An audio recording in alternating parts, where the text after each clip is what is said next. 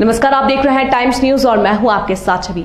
आइए नजर डालते हैं कुछ खास खबरों पर। इंदौर प्रदेश सहित देश में कोरोना महामारी के कारण सभी वर्गों को कहीं न कहीं क्षति पहुंचाई है। ऐसी क्षति पूर्ति के लिए केंद्र सरकार की योजना के तहत इंदौर में जो बच्चों अपने अभिभावक खो चुके हैं उनकी शिक्षा को ध्यान में रखते हुए उन्हें निःशुल्क शिक्षा मिल सके, ऐसे 235 बच्चों को निःशुल्क शिक्षा के प्रमाण पत्र वितरण किए गए। इंदौर में महामारी की दूसरी लहर मानव जाति के लिए काफी नुकसानदेह साबित हुई है। इसी के चलते महामारी के दौरान कई बच्चों के माता पिता का साया उनके सर से हट गया है और अब उनके लिए सबसे बड़ी समस्या शिक्षा की सामने आई, जिसके बाद केंद्र सरकार व राज्य सरकार द्वारा सराहनीय पहल करते हुए इन बच्चों के लिए निःशुल्क शिक्षा नीति का निर्माण किया गया, जिसके तहत इंदौर शहर में सांसद शंकर लालवानी द्वारा सांसद सेवा संकल्प ऑनलाइन एप्लीकेशन तैयार की गई और इस एप्लीकेशन के माध्यम से करीबन 550 बच्चों 2 का रजिस्ट्रेशन किया गया और आज देर शाम 235 बच्चों को रजिस्ट्रेशन के मुताबिक निःशुल्क शिक्षा नीति के प्रमाण पत्र सुपर गए। यह बच्चे अब स्कूल में निःशुल्क शिक्षा प्राप्त कर सकेंगे। संत शंकर लालवानी ने मीडिया से चर्चा में बताया कि शहर के कई सामाजिक संगठन इस पर सहयोग कर रहे हैं और करीबन 95 स्कूलों से चर्चा हुई है। उनका कहना है कि वह बच्चों को अलग अलग प्रतिशत के हिसाब से निःशुल्क शिक्षा देंगे, लेकिन वह प्रतिशत की फीस भरने के लिए भी सामाजिक संगठन आगे आए हैं और उन्हीं के माध्यम से अब इन बच्चों की फीस भरी जाएगी। कई सामाजिक संगठन स्कूल की फीस के साथ किताब कॉपी सहित अन्य सामग्रियां भी देने को तैयार।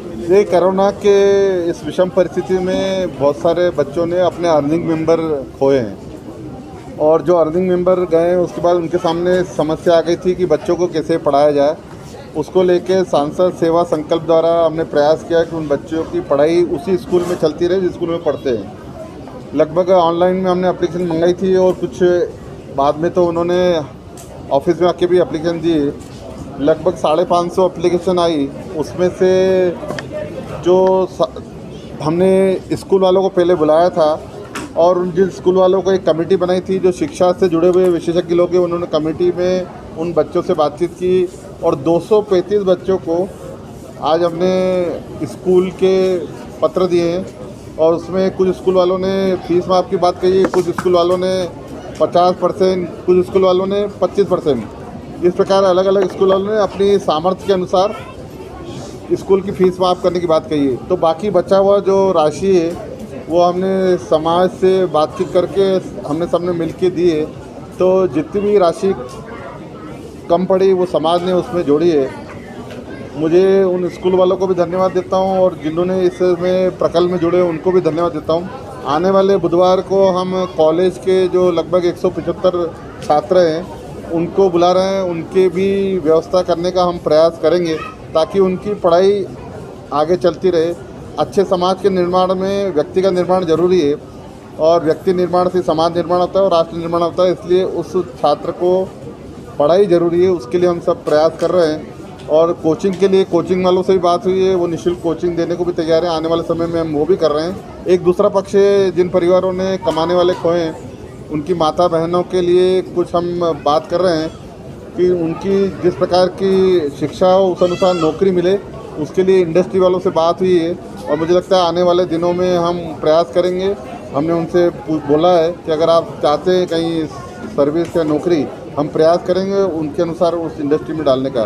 तो एक प्रयास है कि हमारी माता बहनें उनको प्रशिक्षण भी देने का प्रयास करेंगे ताकि वो आत्मनिर्भर अपने पैरों पर खड़ी हो और अपने परिवार का लालन पालन करें। आज कितने बच्चों को ये सहायता? 235 बच्चों को आज दे रहे हैं और उसके बाद कुछ और आए हैं बाद में। तो जब कमेटी बैठेगी तो उस पर विचार करके निर्णय करेगी। कितने वर्ष तक ये सहायता देते रहेंगे? इस वर्ष कर रहे हैं और अगले वर्ष की व्यवस्था, इसके बाद हम कॉलेज के बाद उसकी भी व्यवस्था हम प्रयास करेंगे। हमारा कहना है कि जो बच्चा जिस स्कूल में पढ़ रहा है उसी स्कूल में पढ़े और जितनी उनको आवश्यकता उतनी करेंगे।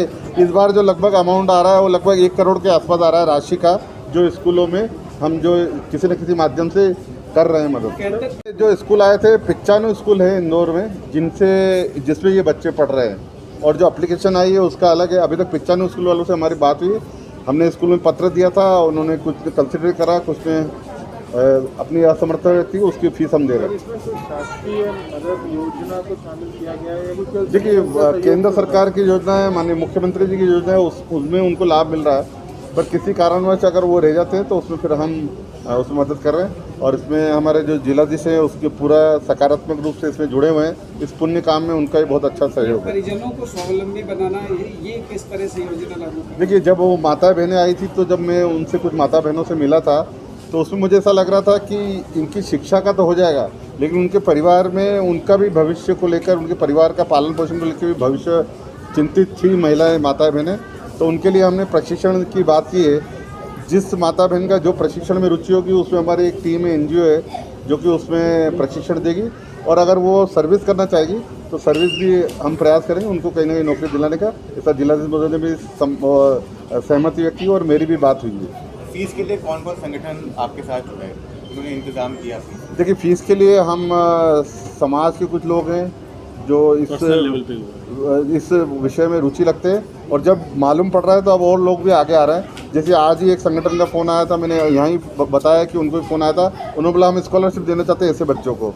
तो इनमें से ही किसी ने बताया कि हाँ मैंने सूची उनको दे दी है, अब वो फ़ोन लगा के इनको स्कॉलरशिप भी देंगे। हम प्रयास करेंगे कॉपी किताब भी अगर हो सके तो इनको कॉपी किताब भी देने का प्रयास करेंगे। ब्लैंक चेक भी दे रहे हैं। ऐसे कुछ डोनर हैं जो ब्लैंक चेक देते हैं, वो बोलते हैं हमने ये किसी संस्था के नाम से भी राशि नहीं ले रहे हैं, ये जो राशि ले रहे हैं हम स्कूल के नाम से लेंगे, और उस स्कूल कौन से स्कूल में उनका बच्चा है वो भी उनको बताएंगे, ताकि उनको ये मालूम पड़े कि इनकी फीस से ये बच्चा।